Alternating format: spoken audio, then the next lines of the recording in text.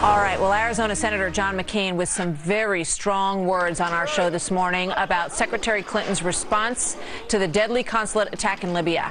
Here he is moments ago. I have always admired Secretary Clinton, and frankly, I'm really a little bit saddened because she's really harming her reputation by engaging in this incredible cover-up, throwing herself under the bus. A couple of times she's done that. Joined now by Tennessee Republican Bob Corker on the Senate Foreign Relations Committee. Senator, good morning. Good to have you with us. Good morning, Martha. Very strong words from your colleague. Good to have you as always, sir. From your colleague, Senator McCain, this morning. What do you think about Hillary Clinton's role in all of this and how she has responded to it?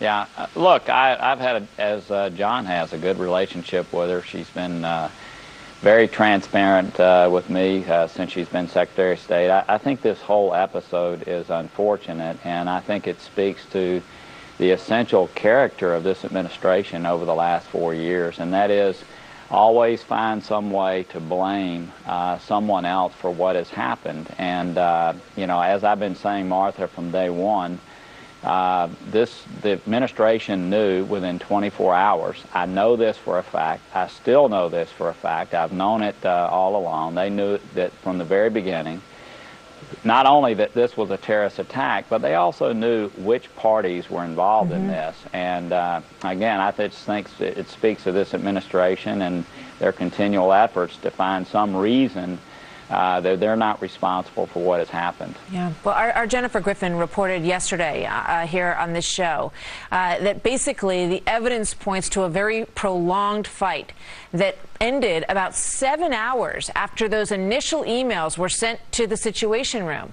And it ended in a very bloody fight, according to her reporting, for two former Navy SEALs, Glenn Doherty and Tyrone Woods. So you have to wonder what's going through the minds of their families and friends as they hear that there were assets that could have been mobilized, military assets, during that 7-hour period that for some reason were not sent in to help. What answers do we have for these people?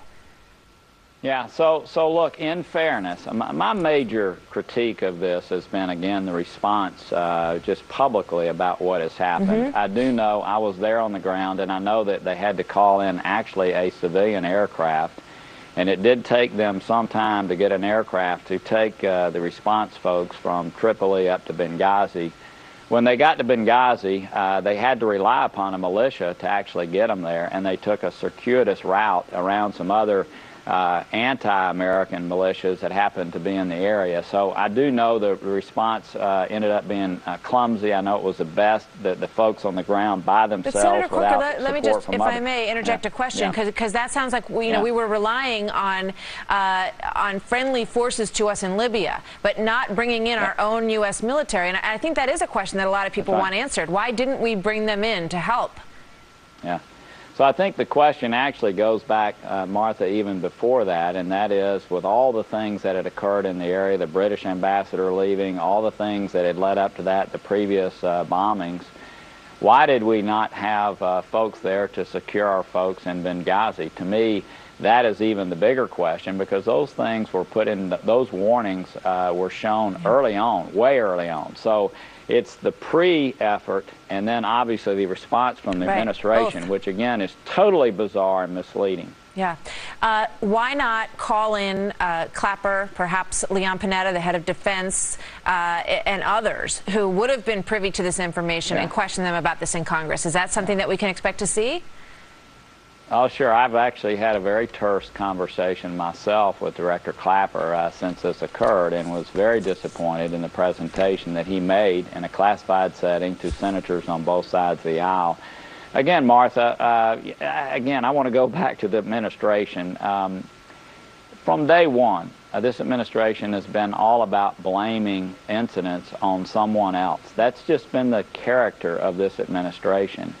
It is still, to me, totally unacceptable that they would allow their ambassador to the United Nations to go on 5 television programs on a Sunday morning to purposely mislead the American people. I am very upset about that. You would think that if they weren't purposely misleading the American people, what they would have done on the very first show she was on was somebody would have given her the hook and said, look, she's off base.